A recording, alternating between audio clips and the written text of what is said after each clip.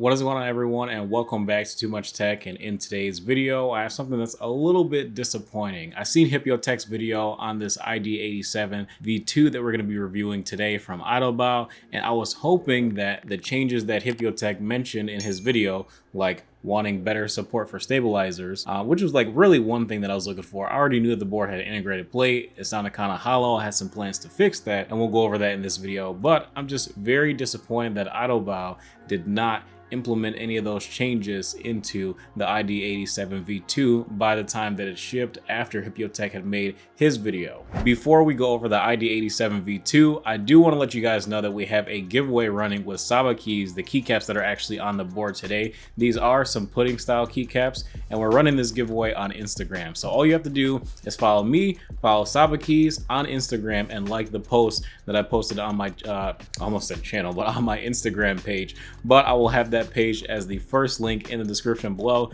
Click the link, you'll see the picture, like the picture to get your entry, and you also have to follow both me and Saba Keys on Instagram for your entry to be valid. So I'll be picking from the winners from the likes of the post, but the rules are obviously that you have to follow both of us on Instagram. But before we talk about the ID87, just want to let you guys know a little bit about the Saba Keys keycaps. So they're all pudding. This is the frost colorway where you have cyan and white modifiers, so pretty nice. I do like this colorway a lot. I've actually used it before in another video that I'll link in the description below. The texture on them is very nice. The shine through on any other keyboard but this one is a lot nicer too, especially with boards with bright RGB.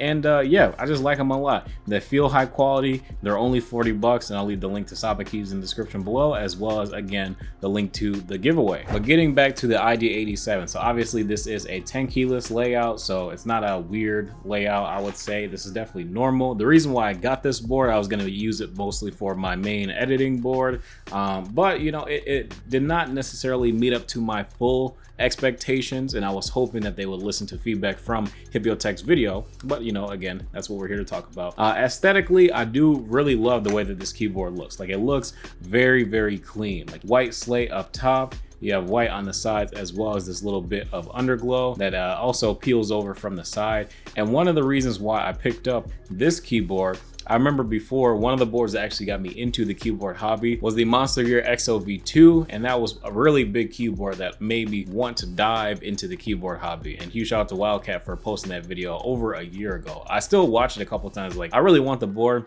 but it has plate mount stabilizers, and every time I look for it, it's like $400 or $500 on like resale and stuff like that. I'm like, I'm okay. I don't want to spend that much on a board with plate mount stabs. But honestly speaking, these stabilizers are nearly as bad as plate mounts because it really only accepts two kind of stabilizers. One of them I did order, which are like the cherry, like GMK style keycaps you can order from Idobao, and I'll see if the ones that I got from Amazon work. I'm gonna test those out and see if they work, because all the stabilizers kind of suck with the stabilizers that they give you. Like, they're trash, absolute trash. Here's a quick sound test of these stock stabilizers, even before I lubed and modded the HUSKY switches that we decided to use for this build.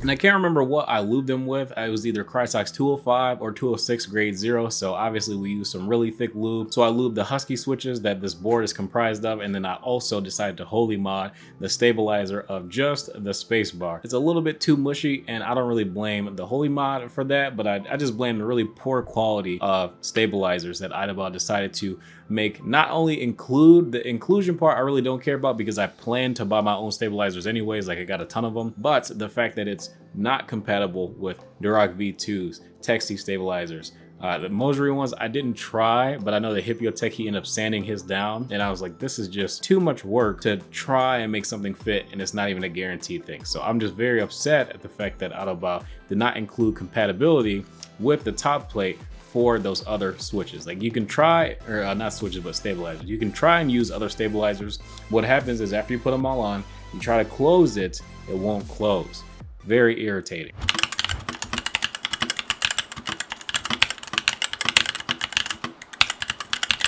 And in all honesty, the other stabilizers that aren't the spacebar, they're usable. They're not necessarily enjoyable to use, but they're usable. It's not really the end of the world. But the spacebar is absolutely horrible. This keyboard does feature USB Type-C at the top left side of the keyboard, which is the correct side to put a USB port, because it's completely out of the way. If you're a gamer, the last thing that you want is your cable connected to your keyboard interrupting your mouse, regardless if your mouse is wired or wireless. If you got a thick keyboard cable or even an aviator cable and your keyboard is tilted to the side, it's a lot easier for a cable that's off to the right side of the keyboard or in the middle of the keyboard to get in the way potentially of your mouse movements. Now, talking about the star of the show, which in my opinion would be the underglow of the ID87. Part of the design that I love is the fact that not only does it feature underglow with bump-ons that you can put on to give it a little bit of lift off of your mouse pad, but the fact that they have these large acrylic cutouts on the sides of the board as well as the front of the board just makes for a really cool glow effect around the keyboard.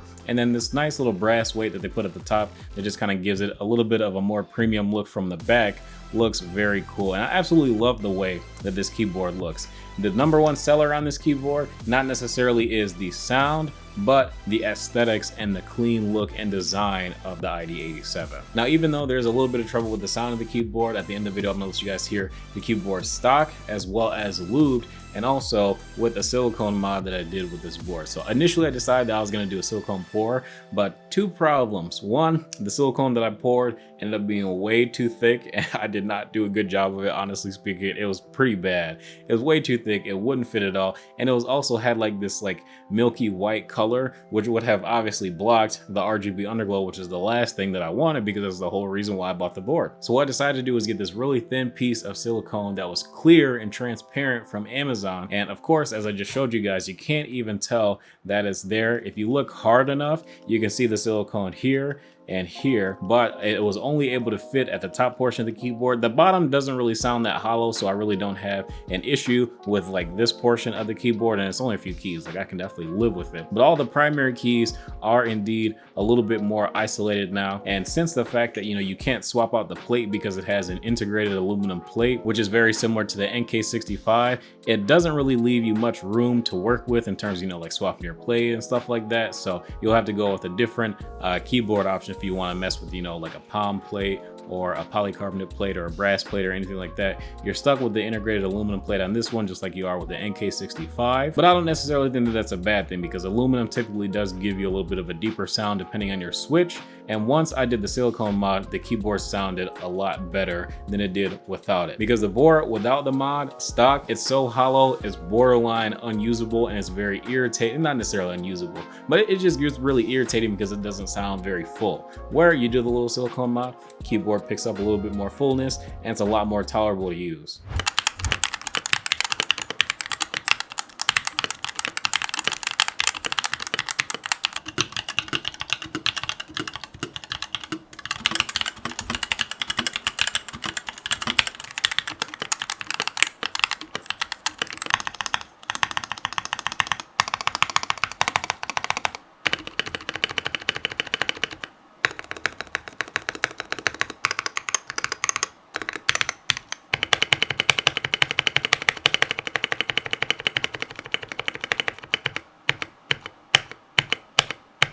So total cost of the ID87 for me is $219 for the ID87 V2, $16 for the silicone pad, another $16 for the cherry screw and stabs, $55 for the Husky switches from KINETIC Labs, and then another $39 with the Sabakey's keycaps that we decided to use, bringing our total cost for the board to $345. Obviously that is subjective, but if we take out the keycaps and we take out the Husky switches, we're left at about $250, obviously plus shipping, because I think it's like either 20 or 30 bucks to ship the ID87. So really you're hovering around $280-ish if you want a really nice ID87, if you're gonna replace the stabilizers that I haven't gotten yet, but I think they should be here like tomorrow. So maybe later on I'll update a sound test of the ID87 with the fixed stabilizer so you guys can see the difference. So be sure to subscribe for that if you're curious if the cherry stabilizer are actually better than those garbage like push-in stabilizers that they give you. But all in for 280 bucks with a board with an aluminum plate and an amazing aesthetic like this one, south-facing switches that don't give you interference with cherry profile keycaps at all.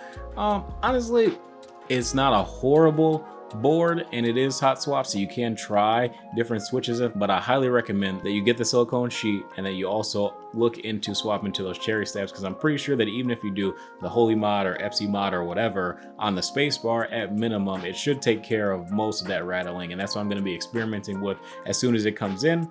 But otherwise, ID87 is pretty decent. Do I wish that it sounded a little bit better? Yes, if that acrylic piece at the bottom of the keyboard was a little bit thicker, going up the slope of the keyboard and headed toward the top row of the keyboard, I do think that it probably would sound a lot less hollow, but that silicone really does the trick for not a ton of money. So I definitely recommend you doing that, and you still enjoy the effects of the RGB underglow. Otherwise, guys, thank you guys for watching Too Much Tech. If you're interested in it, I'll have it linked in the description below if you want to pick up an ID87 V2 for yourself. And that's pretty much all I got, guys. Thank you for watching. I will see you in the next video, and don't forget to join the giveaway with me and Saba Keys. I will see you guys in the next one.